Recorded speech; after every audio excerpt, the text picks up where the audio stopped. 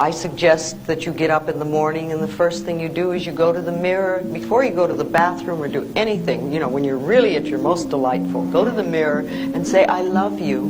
And what can I do for you today to make you happy? And you may not get an answer for a while because that part of you doesn't trust you. But if you start doing that, you'll find a very good connection. A very healing thing to do is just a couple of times a day for a month or so is to look in a mirror in your own eyes and say, I love you. I really, really love you. And just let all those feelings come up and notice them. And if it's difficult for you to do that, notice that it's difficult for you to look in your own eyes and say, I love you. And ask yourself, now where did that nonsense come from?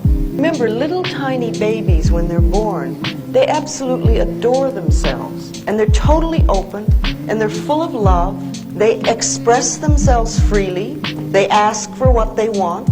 They love their bodies from the top of the toe to the top of their head to the tip of their toes because nobody's taught them guilt and shame. They know how wonderful they are. And then somewhere along the line, we get this idea that we're not good enough. And we start putting our tape measures around our waistline to tell us if we're acceptable.